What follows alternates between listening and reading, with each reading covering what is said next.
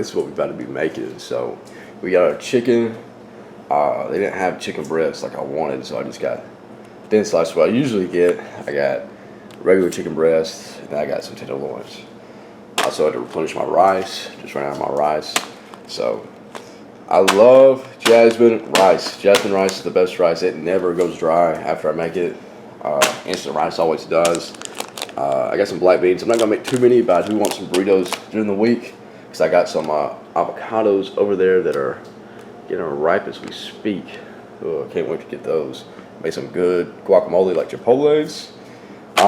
These are really good. They're easy to make. Just throw them in the microwave. I don't like using the microwave, but to save time, because I don't have a lot of time when I'm trying to cook all this stuff, because this stuff does take a hot minute to all make, but it saves me time throughout the week. 3 packs of asparagus. I love asparagus, so we're gonna get into that shit. Also, a must-have is some olive oil. You gotta have some olive oil. Salt, pepper, mostly just salt and olive oil is all that goes on these. I try to keep my dishes as bland as possible, and I'll show you why. Now you can season yours with like paprika, garlic powder, onion powder, whatever you want to season yours with, but if you come over here, you'll notice I have sauces, and if you keep your stuff as plain as possible, like your chicken, okay, well you're in the mood for barbecue, put some barbecue sauce on it, all right? You want to keep it plain as possible, you put it in your salads, and you put some ranch on it, solid. You got a chicken salad, really nice. This Lifesaver, 0 calories. I douse everything in this. This is like crack to me. This is so good. I put it on my rice, I put it on my chicken, and I'm content to have this for the entire week. If I want to make some stir fry though, yum yum sauce, really good. Now, not the best healthy option, but if I'm trying to have variety, definitely helps. You can always squirt some lemon on it, whatever you want to do. Salsa for your burritos. I mean, this gives you more variety.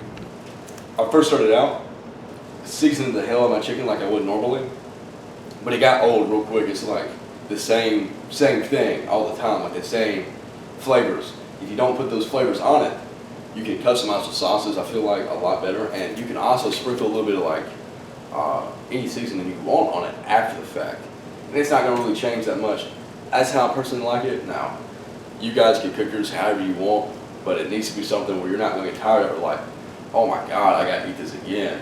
You got to be coming home like, okay, bro, about to down this other meal. Today I'm feeling barbecue. Today I'm feeling buffalo wings, you know, whatever. It needs to be something that's versatile where you can enjoy your meals. If you don't enjoy them, you're not going to eat them. They're just going to sit in the fridge and they're going to go bad. And then you're not going to get the nutrients. You're going to throw your money out. And you're going to be like, okay, let's go get McDonald's or some shit, which is awful for your body. I highly stress to eat organic or as organic as possible. Like, let me show you just a few things. When I mean organic, I would make my own tea, but I have a hell of a time finding a tea jug. This right here, really good. It's just tea and water, that's it. No sugars. You need to cut out all excess sugars. Fairlife helps me reduce the sugar intake that I have. Cranberry juice, every now and then, just gives me a little bit of sweet, something else to break it up a little bit.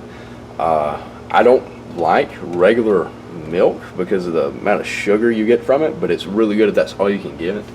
Or if you don't support Fairlife, which I totally understand why. I have some beer in here and some soda, but they're hardly ever touched, like ever. I mean, even my applesauce is unsweetened, so I try to go for as natural as you can. It cuts out a lot of sugars, a lot of processed stuff that is absolutely bad for you, without a doubt. Another example, some people can't get behind like Ezekiel bread or anything like that. I like it, it's okay to me. Now, I prefer white processed bread, but everybody would because of the amount of sugars and all the additives in it. That's why it's good, because of that stuff in it. If you could taste some of the food without all that stuff, oh boy, you would never touch that stuff again. But the least of it you can have, the better you'll look and feel. I have pictures when I was 178 body weight at peak a year ago, and I'm 180 now, and I look leaner and more shredded than I did then because I've changed my diet. So diet definitely matters. Cannot stress that enough. All right, let's get started. All right, so first thing we're gonna do is we're gonna get our cutting board, and I'm about to go to town on this chicken and cut it up into bite-sized pieces. One thing I like using are scissors. I feel like it's a lot quicker and easier than using a knife.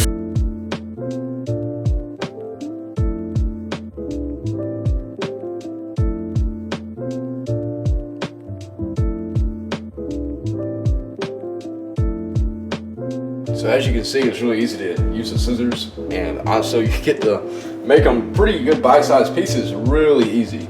More efficient in my opinion.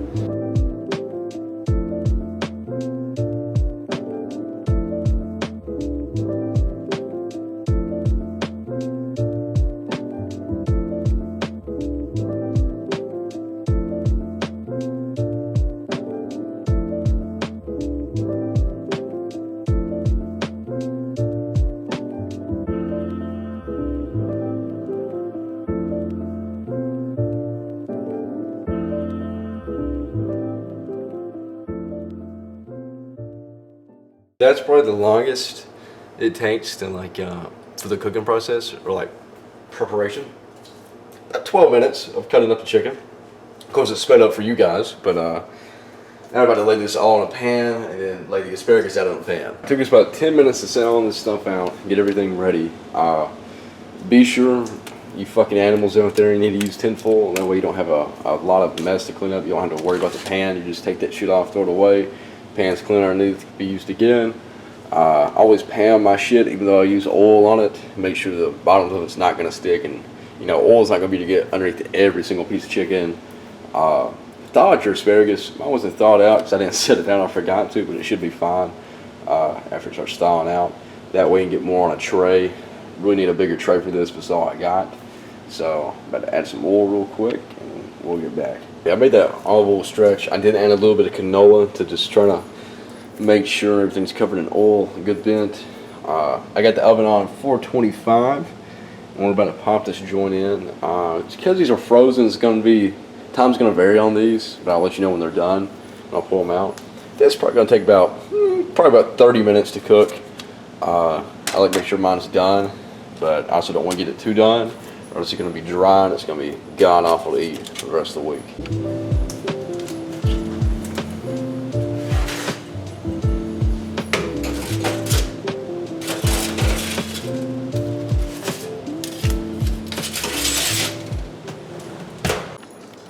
I didn't get the start time, but it's 4:11 right now, and we're probably about to go ahead and put the rice and beans on, because our beans are going to take a while. Rice not as long as the beans, but once we get started, save these bad boys for last because they only take 8 minutes, obviously, as it says on the package. Alright, a little bit of advice. Eyeball your rice to a point where it's better to make more during the week because it doesn't really take that long for jasmine rice to cook versus making a shit ton and having to throw it out. But be sure you get the water hot. I should have done before I talked, I guess, but now we got it. Alright. Always want to rinse this stuff off. Because I'm going to show you. Go ahead and get that one going. It's going to turn the water like a milky, cloudy color. And you definitely don't, you want to get that as clear as possible. You definitely don't want that. This will help your rice stay fresher longer in the fridge. And it just makes it taste better, honestly. So be sure you wash your rice. Straining it's fine if you got a strainer that, but you see how cloudy it is now? If you guys can see that or not. But if you got a strainer that can straighten some rice out, nothing wrong with that. I'm a fucking caveman, so I do it like this. Same thing for your beans too, by the way. So I'm gonna wash these off, both the rice and the beans. I didn't get a lot of beans. I just want to be able to get a couple spoonfuls for my burritos and stuff later in the week. You should be able to see it's getting a lot clearer now. That's usually when I stop. I don't want to be perfect, but that's usually when I about to stop. Alright, I usually cover my rice up about 1 inch or so of water. You might want to check on it, eyeball it every now and then. I'd say after 8 minutes or so. Right now I got them on kind of high heat. These beans are going to take a fuck while because they got to soak and absorb all that water. But I usually heat them up and then cover them and let them sit for a few hours. Come back, check them. Give them attention as needed, you know. But be sure you don't burn your rice. You don't want to not have enough water and scorch the bottom of the rice and it gets stuck to the pans. That's going to be a pain to get off, one. And then two, it may just ruin the rice if it dries it out too much. So we're going to check on our rice. See, it's already damn done. I got to take that shit off. I'll probably burn it myself. How are we doing? Oh yeah, boiling. Perfect. So we're going to turn this off now. Leave that sit. Taking this off the eye, that has plenty of water in it, but as you can see, there's a little bit of water in that, but it'll be used to absorbing the white rice. Yeah, everything's looking good on this end. That's the third time I've watched it bleach, bro. This shit go hard, bro.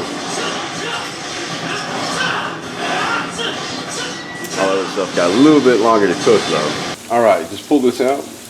Left it in there a little too long. You can see it brown on the bottom. Not a big deal. Pulled it out a lot worse. That's what it looks like in the inside, completely white. Still really nice. This asparagus is frozen, taking a little bit longer, but that's basically done. The rice looks better. You can see the water's completely gone now. So, yep, everything's coming out pretty good. Alrighty, so I'm about to eat. The best part of meal prepping is the nice plate of fresh food as soon as it comes right off. But everything's done except for the sweet potatoes, and I'll put them in containers, and then I'll give you guys an update before I put it in the fridge. Ah man, now we got it cut up, looking really nice now. Oh, this is solid, solid. Now we just got one of the beans to finish. I went ahead and stored our food. Beans is gonna be a minute, but get those on top after we get all that done. Bananas, so good in my shakes. Fairlife, banana, peanut butter, and then some of the Optimum Nutrition chocolate. Basically, also if you guys don't have a blender, Walmart's got these for like 10 bucks. Go get one. Life changing. Made shakes so much better. I look forward to my shakes now. And I use blueberries with that vanilla Optimum Nutrition. Bro, smoothie time.